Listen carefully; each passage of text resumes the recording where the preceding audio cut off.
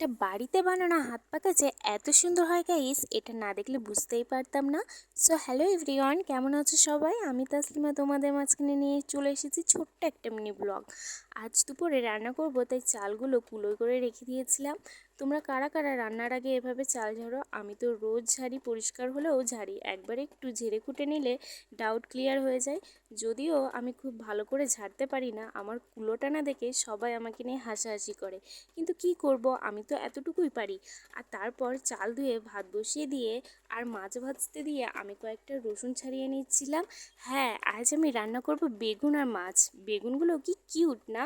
সবজিওয়ালা এসেছিল, আমার তো দেখেই অনেক পছন্দ হয়েছে, তাই নিয়ে নিলাম। বেগুনের কালারটা যেহেতু কালো, তাই খোসা ছাড়িয়ে নিচ্ছিলাম। আমার আব্বু এমনিতেই বেগুন খেতে চায় না, তার উপরে কালো বেগুন দেখলে মোটেই খেতে চাইবে না।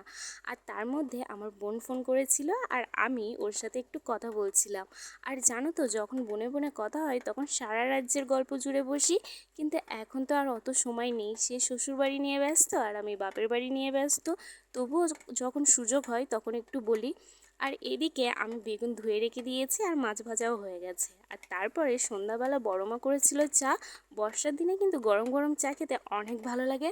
আর তারপর আমি বড়মার ফোনটা ঠিক করছিলাম। কাল থেকে এই ফোনটা ঠিক করছি, কিন্তু এখনও ঠিক করে উঠতে পারিনি, তবে আজ হয়ে যাবে বলেই মনে হচ্ছে। আর এদিকে ফোন ঠিক করতে করতে গান গাইছিলাম, মানে আমি পাশে গান শুনছিলাম আর সেটাই আবার গাইছিলাম আমি। আর এই পাখাটা আমার আপু বানিয়েছে, দেখতে এত সুন্দর কেন গাইস! ওর ছেলের স্কুল থেকে বানাতে দিয়েছি, খুবই সুন্দর। আর তারপরে আমার আপু ওটা দিয়ে হাওয়া খাচ্ছে, আর আই থিঙ্ক ও কুইন কুইন একটা ভাইব নিচ্ছে।